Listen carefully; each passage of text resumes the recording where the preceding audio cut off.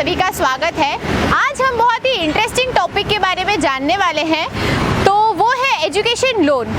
दरअसल education loan के बारे में समाज में काफ़ी सारे मिसअंडरस्टैंडिंग है, स्टूडेंट्स को ये कॉन्सेप्ट समझ में नहीं आता है।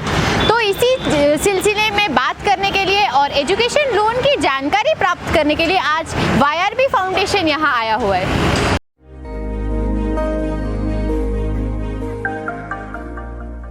जैसे कि हम सभी लोग जानते हैं, एजुकेशन लोन आजकल बहुत ज़्यादा इम्पॉर्टेंट है और सभी छात्रों को, सभी स्टूडेंट्स को इसके बारे में पता होना ज़रूरी है ताकि वो अपनी आगे की पढ़ाई अच्छे से पूरी कर सके।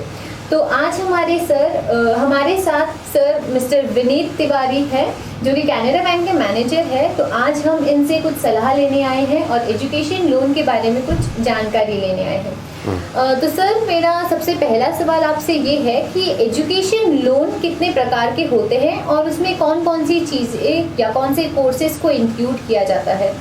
सबसे पहले तो मैं YRB फाउंडेशन को धन्यवाद देना चाहता हूँ कि अपने इस ट्रस्ट के माध्यम से, इस चैनल के माध्यम से छात्रों के हित के लिए इतना अच्छा एक प्रोग्राम कर रहे हैं कि जिसमें एजुकेशन लोन के बारे में एक गाइडेंस के लिए एक प्रोग्राम कर रहे हैं। बेसिकली एजुकेशन लोन एक गवर्नमेंट का एक ऐसा प्रोडक्ट है, बैंकिंग सेक्टर का एक ऐसा प्रोडक्ट है जिसके बारे में बहुत ज़्यादा इन्फॉर्मेशन बाहर स्टूडेंट्स को नहीं रहती है। जिनके लिए वो एजुकेशन लोन का प्रोडक्ट है उनको ज़्यादा इन्फॉर्मेशन नहीं रहती है। तो आज हम लोग इस टॉपिक पे बात करेंगे। बेसिकली एजुकेशन लोन को हम लोग बेसिकली दो पार्ट्स में डिवाइड कर सकते हैं। One is for inland education loan for inland studies and education loan for abroad studies. अभी अब्रॉड स्टडीज़ का जो एजुकेशन लोन है वो थोड़ा सा ब्रॉड सेक्टर है, उसके लिए हम अभी आगे बात करेंगे। फर्दर इनलैंड स्टडीज़ को भी हम लोग दो पार्ट्स में फर्दर डिवाइड कर सकते हैं। एक बैंक एजुकेशन लोन देते हैं फॉर एनी डिग्री और डिप्लोमा और पोस्ट ग्रेजुएट कोर्सेज़ के लिए, मीन्स वो कोर्सेज़ जो आफ्टर 10+2 के बाद किए जाते हैं उनके लिए एजुकेशन लोन का बेसिकली स्कीम रहता है, जो कि जिस स्कीम को आरबीआई का एक संस्था है IBA, इंडियन बैंकिंग एसोसिएशन, उसने एक डिज़ाइन किया है। IBA model education loan scheme बोलते हैं उसको। That is only for the degree and post graduate courses after 10+2। But क्या होता है कि बहुत सारे कोर्सेज अपने यहाँ ऐसे हैं जो 10th के बाद या 10+2 के बाद जिनमें डिग्री नहीं होती है। कुछ सर्टिफिकेट कोर्सेज होते हैं, वोकेशनल कोर्सेज होते हैं, डिप्लोमा कोर्सेज होते हैं, उसके लिए भी एजुकेशन लोन का स्कीम रहता है। बट वो एक वोकेशनल कोर्स स्कीम बोलते हैं उसको, लेकिन उसमें लोन का अमाउंट मैक्सिमम 1.5 लाख तक ही एक लिमिटेड रहता है, उससे ऊपर हम लोन का अमाउंट नहीं करते हैं। तो ऐसे हम दो तरीके के एजुकेशन लोन अपने पास रहते हैं, एजुकेशन लोन वोकेशनल कोर्सेज़ के लिए and education loan for degree और पोस्ट ग्रेजुएट कोर्सेज़ के लिए। इसके अलावा गवर्नमेंट ऑफ इंडिया की एक और स्कीम एजुकेशन लोन की रहती है, जो हमारे SC/ST स्टूडेंट्स हैं या पुअर फैमिली को बिलोंग करते स्टूडेंट्स हैं, जिनके पास में कुछ कोलेटरल सिक्योरिटी नहीं है and they are the meritorious students, वो पढ़ना चाहते हैं, तो उनके लिए एक DRI एजुकेशन लोन स्कीम करके गवर्नमेंट ऑफ इंडिया की तरफ से रहती है, जिसमें बहुत ही मिनिमम रेट ऑफ इंटरेस्ट रहता है। 4% रेट ऑफ इंटरेस्ट पे गवर्नमेंट देती है वो। That is only for the SC/ST students and meritorious students, उनके लिए एक ऐसा स्कीम रहता है। Apart from that, since last year government of India ने एक स्कीम और निकाला है, दैट इज़ कॉल्ड पढ़ो Pardesh scheme. Padho Pardesh scheme that is basically for the minority students which are wants to go for higher studies to abroad. Specially उनके लिए पढ़ो Pardesh scheme ऐसे करके गवर्नमेंट ऑफ इंडिया ने निकाला हुआ है, जिसमें गवर्नमेंट की तरफ से इंटरेस्ट सब्सिडी रहती है। That scheme is basically for the minority students. ठीक है, ऐसे करके अपने ये 3-4 तरह की स्कीम्स रहती हैं। जी सर, जैसे आपने बताया कि जो भी लोन अमाउंट होता है उसमें कोई ना कोई लिमिटेशंस दी जाती है, तो मैं ये जानना चाहूँगी आपसे कि स्टूडेंट्स जो भी मतलब एट मोस्ट कितने अमाउंट तक का लोन स्टूडेंट्स को मिल सकता है? बहुत अच्छा क्वेश्चन है आपका। एजुकेशन लोन एक ऐसा लोन है जिसमें there is no maximum limit. कोई भी स्टूडेंट कितने भी मैक्सिमम अमाउंट का एजुकेशन लोन हम ले सकते हैं, depend on the what are the expenses to be incurred in the study period, जिसमें अपना ट्यूशन फीस इंक्लूड होता है, ट्यूशन फीस है, उसके जो भी हॉस्टल एकोमोडेशन फीस है, lodging, fooding, stationery, examination fees, even अगर अब्रॉड जा रहे हैं तो ट्रैवल के फीस स्ट्रक्चर वगैरह भी वो भी कवर होता है। तो उसका कुछ मैक्सिमम लिमिट नहीं है, कितना कोर्स का एजुकेशन का जितना भी एक्सपेंसेस लगने वाला है पूरा कवर होता है। सर, लोन का जो अमाउंट होता है और उसको रीपेमेंट करते वक्त जो इंटरेस्ट लिया जाता है स्टूडेंट से, तो वो लगभग कितने प्रतिशत इंटरेस्ट देना होता है स्टूडेंट्स को? देखिए, इसमें भी दो स्कीम्स रहता है। ऐसे एजुकेशन लोन जो अप टू 4 lakhs नहीं सॉरी अप टू 7.5 lakhs तक के जो भी एजुकेशन लोन रहते हैं उन पे गवर्नमेंट ऑफ इंडिया की तरफ से एक इंटरेस्ट सब्सिडी मिलती है। ऐसे पेरेंट्स जिनका annual income 4.5 lakhs per year है, उनको गवर्नमेंट ऑफ इंडिया की तरफ से एक इंटरेस्ट सब्सिडी मिलता है टिल द कोर्स पीरियड। ठीक है, अभी इसको ऐसे समझेंगे, मान लीजिए कोई एक स्टूडेंट BE में एडमिशन लेना चाहता है, BE का कोर्स पीरियड 4 years का है। ठीक है, तो this 4 year course period plus 1 year moratorium period, government ऐसा समझती है कि कोर्स करने के बाद इमीडिएट स्टूडेंट को जॉब मिल भी सकता है और कई बार नहीं भी मिल सकता है। तो उसके लिए after the completion of course period 1 year 1 साल का और टाइम दिया जाता है, मोरेटोरियम पीरियड जिसको बोलते हैं। तो ऐसे 4 years course period plus 1 year moratorium period, ऐसे टोटल 5 years का टाइम मिलता है, जिस टाइम पीरियड में स्टूडेंट को कोई भी इंटरेस्ट पे नहीं करना होता है, प्रोवाइडेड उसकी फैमिली का इनकम अप टू 4 lakhs होना चाहिए। अगर उसका फैमिली का इनकम 4 lakhs है तो वो 5 years यानी कोर्स पीरियड प्लस 1 year उसको इंटरेस्ट वेवर मिलता है। आफ्टर दैट फिर उसको इंटरेस्ट पे करना रहता है। तो सर, किसी स्टूडेंट को जो भी लोन रीपेमेंट करना होता है तो उसमें ज़्यादा से ज़्यादा कितना समय दिया जाता है, कि कोई लिमिटेशन होगा कि इस टाइम तक या इतने सालों में आपको लोन को रीपे करना है? एजुकेशन लोन जैसे मैंने अभी आपको बताया moratorium period, moratorium period is course period plus maximum 1 year। After the moratorium period, maximum 15 years can be given to the student for the repayment of the loan। Moratorium period के बाद यानी कि 15 साल तक, मैक्सिमम 15 साल तक ले सकते हैं स्टूडेंट्स उसको पे करने के लिए। जब हम लोग लोन रीपे करते हैं तो उसमें जो भी इंटरेस्ट हमें पे करना पड़ता है लोन अमाउंट के साथ, तो क्या स्टूडेंट्स को उस लोन इंटरेस्ट को रीपे करने में कुछ कंसेशन दिया जाता है, कोई रियायत होती है स्टूडेंट्स के लिए? इंटरेस्ट कंसेशन, दो तरह के कंसेशन है, one is the interest concession and one is interest subsidy. Interest subsidy जैसे मैंने पहले आपको बताया, during the course period if annual income is of the family annual income is up to 4 lakhs 4.5 lakhs, then whole interest subsidy is given by the government of India। There is no interest in the loan up to moratorium period if parental income is up to 4.5 lakh। ठीक है, this is clear. अब second is interest subsidy, sorry interest concession. Interest concession is generally हम education loan में RLLR plus 1.5% का rate of interest लेते हैं। 1.5 RLLR plus 1.5% means RLLR एक bank का एक बेसिक रेट होता है, बैंक का एक बेसिक रेट है जिससे नीचे हम कोई भी लोन नहीं देते हैं। RLLR is the minimum rate of interest जिसके नीचे हम कोई भी लोन नहीं देते हैं, दैट प्लस 1.5, इतना हम normally rate of interest education loan product में लेते हैं। बट क्या होता है, there is a concession by the government of India for girls students, and if student pay the interest in the moratorium period, अगर कोई भी स्टूडेंट whether गर्ल और बॉय मोरेटोरियम पीरियड में इंटरेस्ट पे करता है तो उसको 0.5% का इंटरेस्ट रिबेट मिलता है, 0.5% रेट ऑफ इंटरेस्ट में कंसेशन मिलता है। एंड गर्ल चाइल्ड के लिए 0.5% फ्लैट मिलता ही है, वो इंटरेस्ट पे नहीं भी करते हैं तो भी 0.5% for the girls student rate of interest में कंसेशन मिलता है। तो ऐसा हम कह सकते हैं कि एजुकेशन लोन प्रोडक्ट में स्टूडेंट्स को दो तरीके से बेनिफिट मिलता है। एक तो अगर वो इंटरेस्ट पे करते हैं तो उनको 0.5% रिबेट मिलता है, गर्ल्स चाइल्ड को ऑलरेडी 0.5% मिलता ही है, और साथ में मोरेटोरियम पीरियड में उनको इंटरेस्ट कंसेशन मिलता है अगर उनके पेरेंट्स का इनकम अप टू 4.5 लाख है। Okay sir. ऐसा। Okay sir. सर आपने अभी कुछ देर पहले कोलेट्रल सिक्योरिटी की बात की थी, तो मैं आपसे जानना चाहूँगी कि कोलेट्रल सिक्योरिटी होती क्या है और किन चीज़ों को ध्यान में रखने की आवश्यकता है, कि कितना आवश्यक है कोलेट्रल सिक्योरिटी एक लोन लेने के लिए? बिल्कुल। As per the RBI guideline up to 7.5 lakhs तक के लोन के लिए कोई भी कोलेट्रल सिक्योरिटी की नीड नहीं है।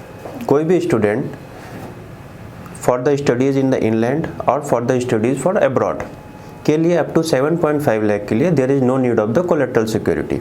उसको कोई भी कोलेट्रल सिक्योरिटी का ज़रूरत नहीं है। Without any collateral security banks loan देते हैं। 7.5 लाख के ऊपर 100% कोलेट्रल सिक्योरिटी की ज़रूरत पड़ती है। अगर कोई स्टूडेंट मान लीजिए 10 लाख का एजुकेशन लोन चाहता है तो उसको 10 लाख का कोलेट्रल सिक्योरिटी लगाना पड़ेगा। अगर वो 7.5 लाख का एजुकेशन लोन लेना चाहता है तो 7.5 लाख के लिए कोई भी कोलेट्रल सिक्योरिटी की ज़रूरत नहीं रहती है। ऐसा। Okay sir. और सर जैसे कि आपने बताया कि जो डिप्लोमा होते हैं या पोस्ट ग्रेजुएट्स वगैरह, इसके स्कीम्स के बारे में आपने बता दिया। मैं आपसे ये जानना चाहूँगी कि जो IIT और जो प्रीमियम इंस्टीट्यूट्स होते हैं उसके लिए लोन के कुछ स्पेशल चीज़ें अवेलेबल करवाई जाती हैं? हमारे केनरा बैंक में जो IIT, IIMs या NITs या अदर देन कुछ प्रीमियर इंस्टीट्यूट्स हैं, ऐसे अबाउट 40 स्टूडेंट्स केनरा बैंक ने फाइनलाइज़ किए हैं पैन इंडिया, जिनके लिए अपने पास एक स्पेशल स्कीम विद्या तुरंत नाम से है। केनरा विद्या तुरंत करके स्कीम रहता है जिसमें अप टू 40 lakhs। देखिए नॉर्मली मैंने अभी आपको बताया कि नॉर्मली 7.5 लाख के लिए हमको कोलेट्रल लगता है। अबव 7.5 लाख के एजुकेशन लोन के लिए कोलेट्रल लगता है। But in the Vidya Turant scheme there is no need of the collateral security up to 40 lakhs। यानी प्रीमियर इंस्टीट्यूट्स में एडमिशन के लिए अगर कोई स्टूडेंट हमारे पास आता है तो वो डेफिनेटली वो मेरिटोरियस स्टूडेंट होता है।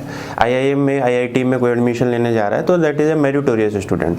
तो उसके लिए गवर्नमेंट ने स्पेशली और बैंक ने किया है कि अप टू 40 lakhs तक का हम एजुकेशन लोन उनको देते हैं without any collateral security. And one more thing मैं इसमें आपको और बताना चाहूँगा। नॉर्मली मैंने लास्ट टाइम बोला कि 6 RLLR प्लस 1.5% हम रेट ऑफ इंटरेस्ट लेते हैं। बट ये जो विद्या तुरंत स्कीम में है, इसमें हम मिनिमम रेट ऑफ इंटरेस्ट पे लोन देते हैं। जो बैंक का minimum rate of interest that is RLLR, जो अभी प्रेजेंट में दैट इज़ 6.9%। 6.9% पे हम उस स्कीम में without any collateral up to 40 lakhs for the admission in premier institutes like IITs, IIMs, NITs, and some private institutes are also covered in that, such as Symbiosis Institutes, Pune. These are also covered. Okay sir, जो भी loan processing होती है या duty stamp जो होता है, मैं इसके बारे में आपसे कुछ जानना चाहूँगी कि ये चीज़ें क्या है और इसके मैक्सिमम चार्जेस कितने लिए जाते हैं स्टूडेंट से? देखिए एजुकेशन लोन जैसे कि एक गवर्नमेंट ऑफ इंडिया का एक सोशल इनिशिएटिव प्रोग्राम है, ठीक है। Basically government education loan is not for the earning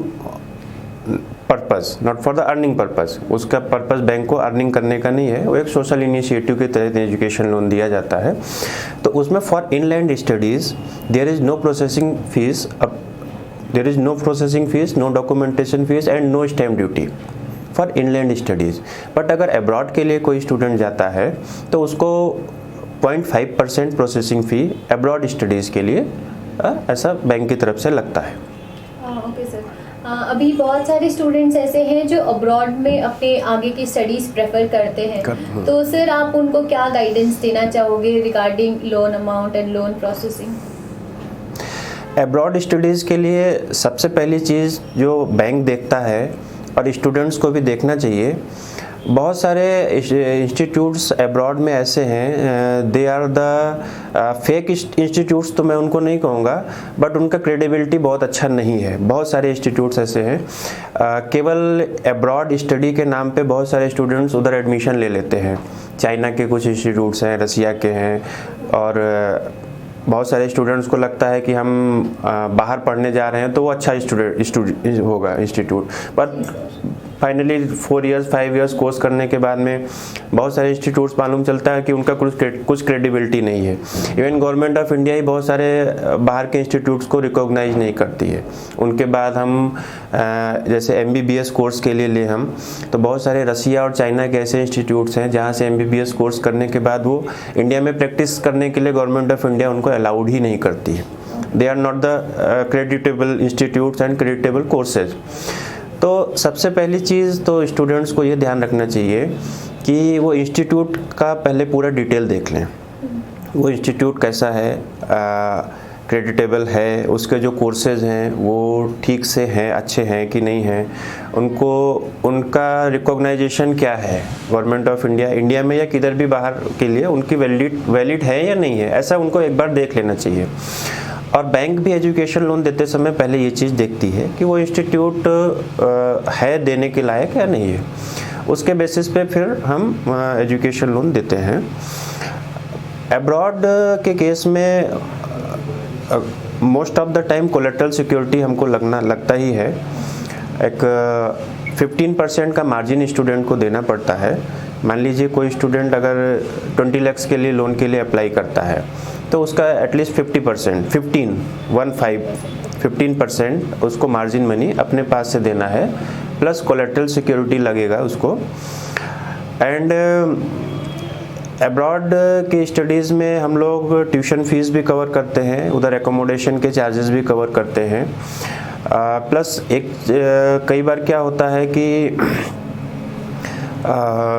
कोई स्टूडेंट मान लीजिए यूके में गया तो आज के टाइम में उधर पाउंड का रेट कुछ अलग है। ड्यूरिंग 2 और 3 इयर्स कोर्स स्टडी उसका पाउंड का रेट भी फ्लैक्चुएट करता है, ऊपर नीचे करता है। तो पाउंड का रेट अगर बढ़ गया तो वो फीस का अमाउंट उसका बढ़ जाता है। तो इनिशियली हमने उसको जो सैंक्शन किया है अमाउंट वो कम पड़ता है फिर, तो उसके केस में हम उसको वो जो गैप आता है उस गैप को भी भरने के लिए एक एडिशनल लोन भी देते हैं। ऐसा भी एक बैंक का रहता है कि अगर डॉलर और रुपीज़ के फ्लैक्चुएशन के कारण गैप आ रहा है तो वो भी फिल करने के लिए बैंक एक एडिशनल सपोर्ट देता है। लेकिन सबसे पहली बेसिक चीज़ यही देखना चाहिए स्टूडेंट्स को, वो इंस्टीट्यूट की क्रेडिबिलिटी चेक करें, ये मस्ट है। क्योंकि बहुत से बार फ्रॉड हो जाता है, फिर स्टूडेंट भी परेशान होता है, बैंक्स भी उनका कोलेटरल प्रॉपर्टी लगा रहता है तो उसको वो रिजॉल्व करता है, तो वो फिर बाद में फैमिली के लिए प्रॉब्लम होता है। तो ये थोड़ा सा देखना चाहिए। जी सर। सर एक लास्ट क्वेश्चन मैं आपसे पूछना चाहूँगी कि स्टूडेंट्स को कौन सी चीज़ों का ध्यान रखना चाहिए और कौन सी चीज़ें ज़रूरी है जो उनके ध्यान में होनी चाहिए during the repayment of the loan amount, ताकि उनसे रीपेमेंट में कोई गलती ना हो। क्योंकि अमाउंट एक ऐसा मतलब बहुत ज़्यादा अमाउंट होता है तो इसमें कोई रिस्क लेना is not a good thing. तो इसके बारे में मैं आपसे कुछ जानना चाहूँगी। एजुकेशन लोन के बारे में एक बहुत ऐसे भी केसेस आए हैं बहुत बार में कि स्टूडेंट्स ऐसा सोचते हैं कि एजुकेशन लोन हमने ले लिया तो हमारा कुछ कोलेट्रल नहीं लगा हुआ है, कोई सिक्योरिटी नहीं लगी हुई है, तो हमने उसको ले करके उसको छोड़ देते हैं, हमें उसको पे नहीं करते हैं तो क्या होगा, बैंक को क्या करना है। तो एक इस अप्रोच से थोड़ा सा स्टूडेंट्स को बाहर निकलना चाहिए। अभी बहुत सारी प्राइवेट कंपनीज़ भी एंड इवन बैंकिंग सेक्टर में SBI बैंक ने भी अभी स्टार्ट किया है कि at the time of recruitment they check that whether student is defaulter of any education loan of any bank, वो ऐसा चेक करते हैं। अभी SBI ने लास्ट ईयर ही एक अपना रिक्रूटमेंट किया तो उसमें उन स्टूडेंट्स को उन्होंने बाहर कर दिया जो एजुकेशन लोन में डिफॉल्टर हुए थे। तो अभी बहुत सारी कंपनीज इस चीज़ को देखने लगी हैं कि अगर हमने एजुकेशन लोन लिया था अपनी पढ़ाई के लिए और हम उसके लिए ही और उससे पढ़ाई करके हमने डिग्री किया, डिप्लोमा किया और उसके बेसिस पे हमने जॉब पाया, जिससे हमको जॉब मिला है जिस कोर्स की वजह से, और उसके लिए जो फाइनेंसिंग किया था जिस भी बैंक ने, हम अगर उसके लिए ही हमारा मॉरल उसके लिए ही अच्छा नहीं है तो बैंक वो इंस्टीट्यूट भी सोचता है कि ये हमारे लिए भी उतना, उसकी इंटीग्रिटी थोड़ा सा डाउट होती है। तो ये चीज़ अभी एक नया कॉन्सेप्ट ये स्टार्ट हुआ है, पहले नहीं था, पहले बहुत सारे स्टूडेंट्स एजुकेशन लोन लेके इंडिया में एजुकेशन लेके अब्रॉड सेटल्ड हो जाते थे, लेकिन अभी सिबिल और CIC वगैरह के बाद ये कंपनीज इस चीज़ को देखने लगी हैं, तो वो एक तरीके से उनके एक CV का कह सकते हैं, उनके एक CV का एक पार्ट हो गया है कि आपने एजुकेशन लोन कैसे चुकाया है। क्योंकि अभी 90% लोग एजुकेशन लोन लेके ही हायर स्टडीज़ करते हैं, तो उसको चुकाने के लिए थोड़ा सा उनको ध्यान देना चाहिए। और सिबिल भी ख़राब होता है, एक क्रेडिबिलिटी भी ख़राब होती है। थोड़े से अमाउंट के लिए लोग स्टूडेंट्स अगर इसको न चुकाने की सोचते हैं तो क्या होता है कि उनको कम एज में ही उनका सिबिल ख़राब हो जाता है और फिर वो होल लाइफ इफ़ेक्ट करता है। दूसरी चीज़, एजुकेशन लोन के रीपेमेंट में एक बात ध्यान रखना चाहिए कि वैसे बैंक की तरफ से 15 ईयर्स का टाइम है, 15 ईयर्स, बट क्या है 15 ईयर्स में अगर हम उसको चुकाने का सोचते हैं तो 15 ईयर्स का हमें इंटरेस्ट भी पे करना पड़ेगा। तो अगर हमको जॉब मिल गया है, हम अच्छे जॉब में हैं, पोजीशन में हैं, हमारा सैलरी अच्छा है, हम चुका सकते हैं, तो हमको एज अर्ली एज पॉसिबल उसको रीपेमेंट करना चाहिए। If possible interest should be paid in the moratorium period, that will give 0.5% rebate to the interest। अगर चुका सकते हैं तो उनको इंटरेस्ट देना चाहिए मोरेटोरियम पीरियड में, तो उससे उनको 0.5% का इंटरेस्ट में रिबेट, रेट ऑफ इंटरेस्ट में रिबेट मिलेगा। और ये चीज़ें उनको eight the time of repayment थोड़ा ध्यान रखना चाहिए। Thank you so much sir. आजकल स्टूडेंट्स को बहुत ज़्यादा ज़रूरत है लोन के लिए, या एजुकेशन लोन क्या होता है इस चीज़ों को जानने के लिए, और मैं पूरे YRP फाउंडेशन की तरफ से एज ए रिप्रेजेंटेटिव आपका थैंक यू करना चाहूँगी कि आपने अपना वैल्यूएबल टाइम दिया, और बहुत सारी ऐसी चीज़ें थी जो हमें पता नहीं है। वी एज अ स्टूडेंट हमें भी काफ़ी ज़रूरत होती है, और आगे की स्टडीज़ के लिए हो सकता है हमें एजुकेशन लोन लेना पड़े।